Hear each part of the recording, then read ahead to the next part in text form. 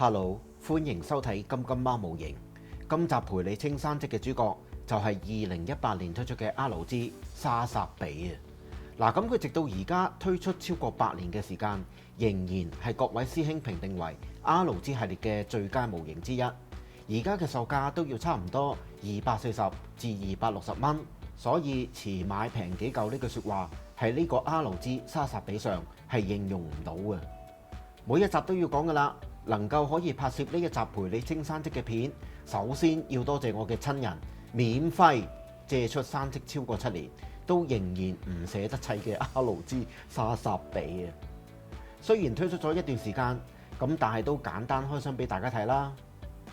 成盒模型係有17塊板件，呢一款黃色嘅成型色我係唔滿意嘅，所以今次會手油改成金色。嗱，咁我嘅攝影機應該係分得到2款紅色嘅。沙薩比嘅主色係紅色 ，Bandai 今次嘅推出亦都唔馬虎。說明書又明確表示分別係淺紅色同埋大家最中意嘅膠紅色啊，唔係我亂咁講噶嚇。水紋就無可避免，要求高嘅朋友可以選擇重新噴噶。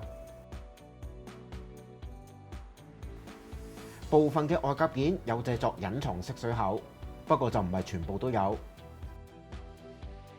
亦有一體成型骨架，主要係腰部同埋膊頭甲。當然唔少得一啲熒光大喉件，同埋背包同埋手部為主嘅黑色件。呢啲就係骨架零件啦。我喺幾年前有砌過 MG 版嘅沙薩比 version 卡。兩者嘅骨架設計有少量相似嘅地方，咁如果對 version 卡有興趣嘅朋友，可以撳右上角嘅連結重溫。貼紙方面，我會用一小部分，另外亦會用副廠嘅水貼去增加細節嘅。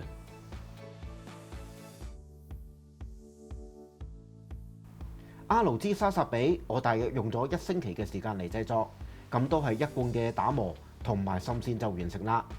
有啲零件係需要加深黑線，不過就算你乜嘢都唔做，簡單組裝，完成度都已經好高噶啦。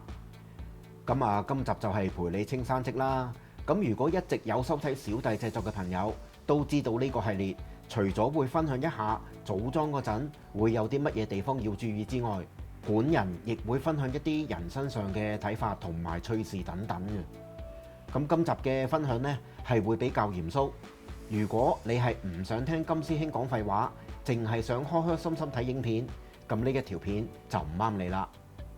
我相信入嚟收睇嘅朋友，大部分都係負責任嘅成年男人。咁今次希望大家睇完呢段影片之後，會細味一下我嘅諗法。不過喺未分享感受之前，先簡單介紹一下各部分嘅分件數量啦。頭部13件。身體27件，腰部40件，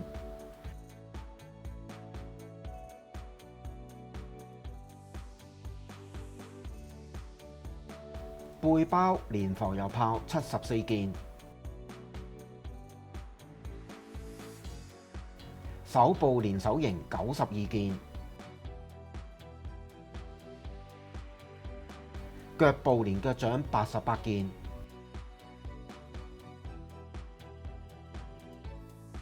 武器20件，連埋配件，成盒模型係有354件分件。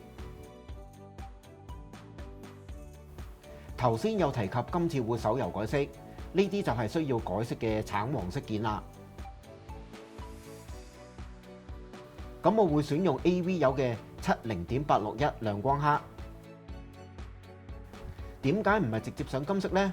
第一就係希望接住落嚟油嘅金色發色會更加好。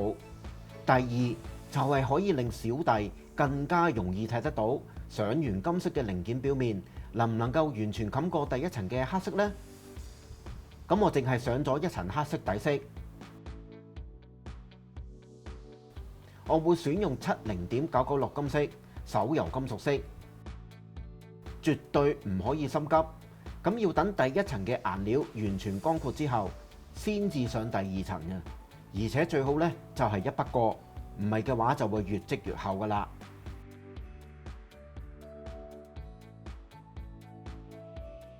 咁我計過完成品係上咗3層金色，同原先嘅成形色分別係咪好大啊？嗱，咁呢一個工序對組裝過程係冇影響㗎嚇，唔需要一定做嘅。首先砌頭部俾大家睇啦，放個1毫子做對比，各位就知道零件有幾細啦。一開始就係呢部莎莎比嘅球形駕駛室，中意莎莎比嘅朋友一定認識嘅。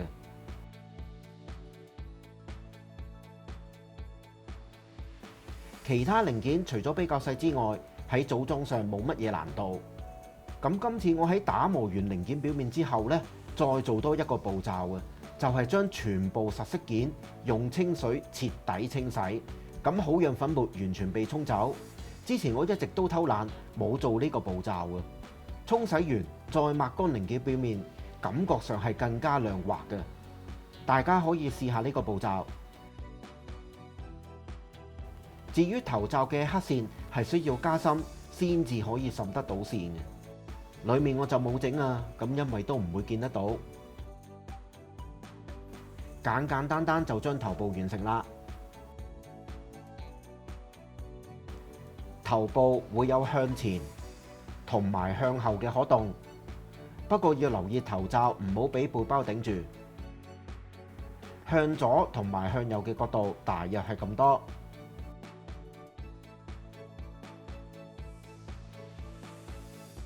頭先都試過前額可以拉起，咁露出單眼嘅攝影機，身體都有一定嘅旋轉角度。至於腰部就留返組裝過程再分享。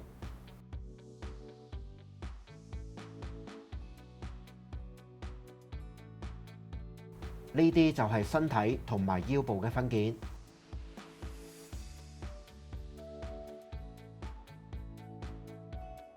咁可能有師兄講：喂，金師兄你偷懶喎，因為上完嘅金色露出嘅地方就淨係得咁多嘅啫。咁當件同件喺夾緊嗰陣，一定會刮漆嘅，碎咗嘅漆留喺零件裏面，又係一個問題。嗱，咁喺組裝嗰陣，分享一下最近發生嘅事啦。嗱，有一日喺午膳嘅時間，我出街買外賣，咁當日嘅天氣起碼超過33度㗎啦。咁喺返屋企嘅途中，撞到一位應該都超過70歲以上嘅婆婆啊！咁佢當時嘅情緒咧好躁嘅，不停向佢嘅身後叫行啦行啦。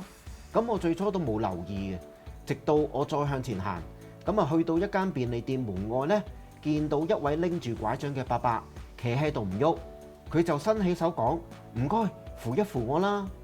當我一聽到就即刻衝過去。咁但係由於都有好幾個人嘅距離啊，最後伯伯都係向後一跌，後腦落地。好彩佢係冇跌穿頭，咁亦都保持清醒。由於佢全身冇晒力，我一個人係唔夠力扶嘅。好彩有一位好心嘅的士司機專登落車同我一齊扶起佢。咁同時我亦都即刻走入去便利店揾人幫手啊。咁但係嗰位婆婆應該係伯伯嘅太太啦，就堅持唔好送佢入醫院，而且態度亦都非常之差。咁我哋幾個人都不停勸婆婆，我話更加以自己嘅例子嚟勸添。咁擾攘一輪，終於叫到救護車啦，送伯伯入醫院。咁當時嘅醫護人員覺得伯伯應該係中暑，安全起見都係入醫院檢查。咁後續係點樣呢？就唔清楚啦。嗱，咁我想藉著分享呢件事呢，提醒一下各位朋友。如果屋企有長者需要去覆診，不妨抽時間去陪一陪佢哋啊！嗱，今次呢位伯伯係去完覆診，唔知道點樣返屋企，先至會行錯路。由於天氣熱啦，所以就中暑。咁而且佢嘅太太都超過70歲㗎啦，其實即係長者照顧返長者。如果真係出咗事，最後會煩嘅都係我哋呢班後生。可能有師兄講請工人咪得咯。唔使揾食咩？請假咁易啊？咁我知道每個人都會有佢嘅難處。我自問陪屋企人覆診嘅次數係多過我今年製作嘅影片數量。咁我係深深體會得到一個人年紀大再有腦退化喺生活上嘅種種問題，有好多嘢唔係話俾咗錢就可以完全解決嘅。有啲嘢發生咗係冇得坐時光機翻轉頭，咁亦都冇得怨人嘅。希望我呢一段分享會令到各位師兄留意一下身邊嘅長者，一時嘅不便可能淨係阻你一日半日，但係嚴重就可能會困擾你幾年噶啦。講翻模型嘅組裝，側裙甲係要用一個先打橫嘅方式連接 C 字扣，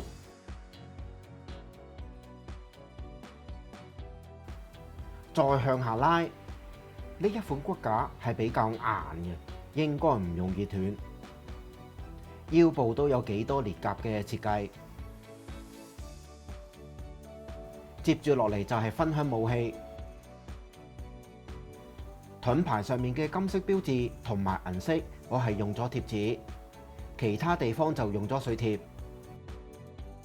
槍嘅瞄準鏡係用咗綠色貼紙補色，成支槍係接近完美分析㗎喇。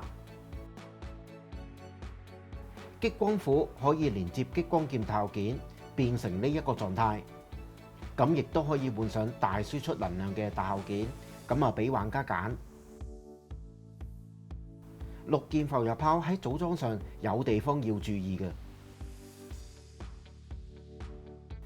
呢件 H28 零件，我用針指住嘅正方形，好多朋友會手快快剪走啊！嗱，咁我專登影一張未喺框架剪落嚟嘅狀態俾大家睇睇，咁啊真係會好容易剪錯嘅。咁其實說明書有表示安裝方向，同埋提醒玩家乜嘢部分唔好剪走。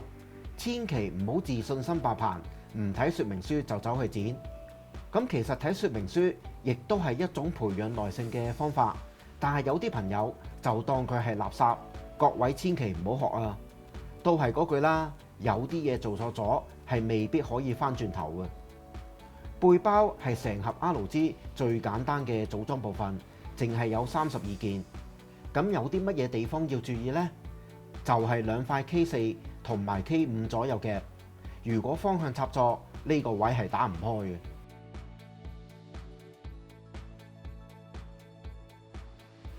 另外中間嘅部分亦都要留意裝插嘅次序，千祈唔好心急。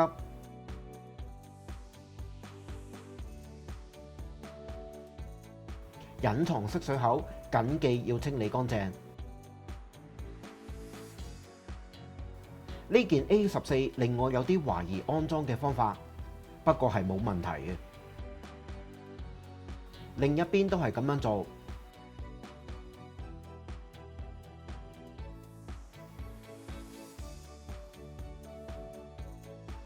再將兩支燃料罐組裝好，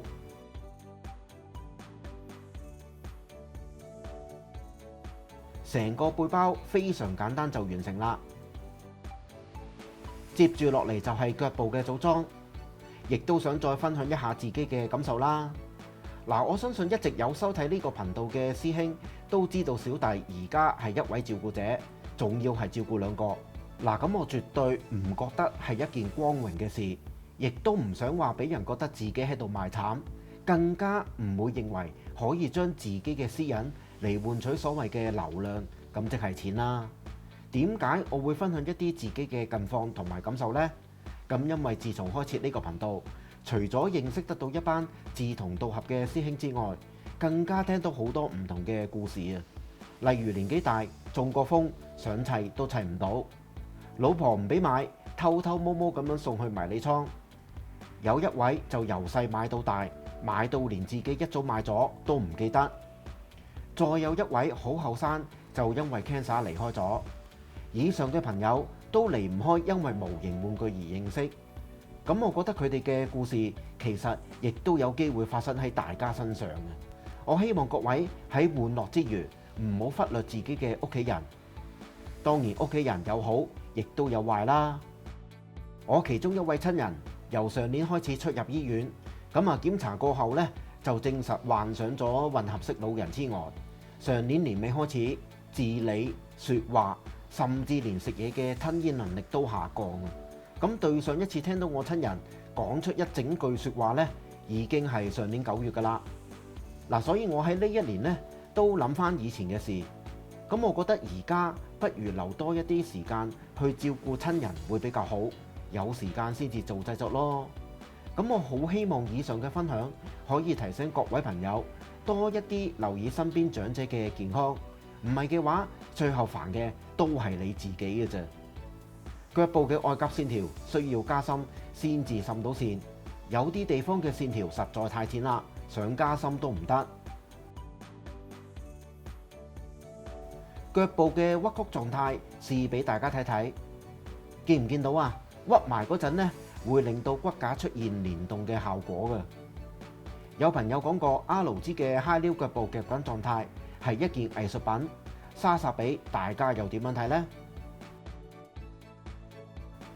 最後嚟到手部嘅組裝，希望各位朋友唔好介意今集冇停頓啊，可能比較悶。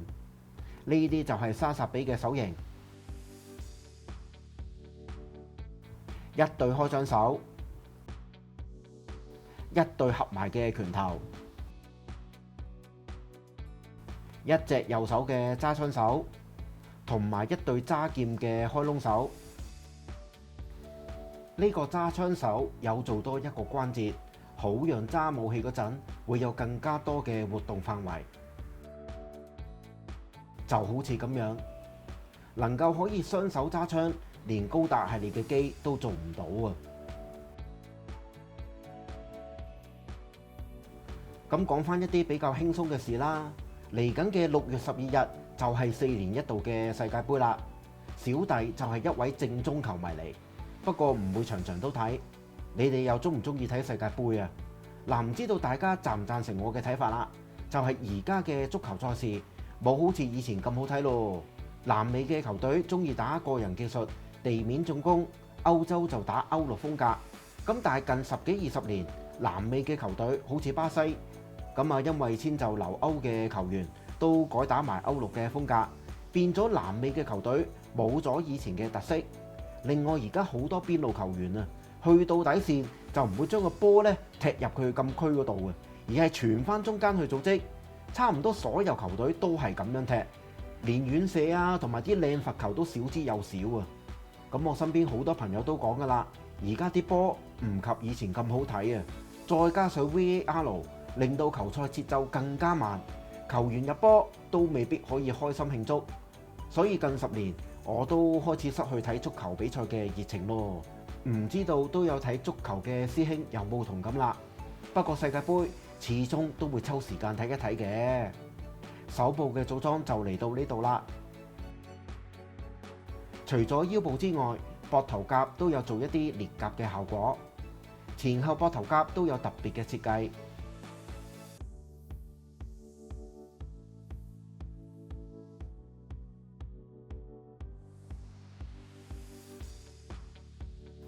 手部嘅屈曲，亦都會見到喉管嘅連動。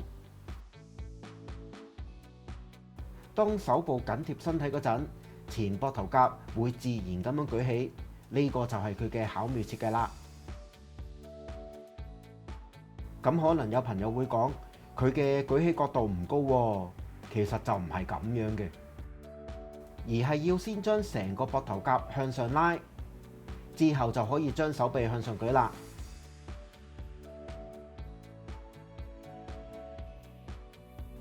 說明書亦有提及手部嘅裝甲可以拉出嘅位置，令到莎莎比有更加多嘅 pose 可以擺得到。例如呢個赤手空拳嘅 pose。嗱，可惜阿勞茲撩高達，我一早就還咗俾親戚，唔係嘅話又可以影一張對戰靚相啊！一邊擺一啲 pose，咁啊嚟一個總結啦。阿勞茲莎莎比雖然係2018年嘅產品，但係仍然非常高質，絕對係自護軍系列機體支持者必買模型之一。外形方面同動畫嘅設定都非常相似，分析同埋裂甲嘅效果唔會話覺得好花巧，簡單得嚟亦能夠滿足中意裂甲嘅朋友。呢個阿勞茲同 version 卡各有千秋喎。呢個阿勞茲嘅可動方面係比 version 卡為多。成型手掌嘅設計就係勝過 version 卡嘅優點之一。骨架喺組裝上亦都唔難，非常容易砌。咁我係極度推薦中意1:144比例嘅朋友去買呢個 RZ 沙薩比啊！有老花都唔驚砌唔到，最緊要係有精神同埋時間砌就可以㗎啦。記住千祈唔好生積啊，唔係嘅話就會嘥咗呢個高質素嘅 RZ 㗎啦。今集嘅內容嚟到呢度啦，咁最近開設咗會員啦，暫時就冇太多福利嘅。如果你覺得金師兄嘅製作係值得每個月俾45又或者100蚊支持，咁歡迎加入啊！中意呢一條影片，記得俾我一個 like 同埋留言講下你嘅感受，最好就係分享俾有興趣嘅朋友收睇，俾 Super Fans 同埋 PayMe， 甚至成為頻道會員，我都非常感謝嘅。好，下集再見。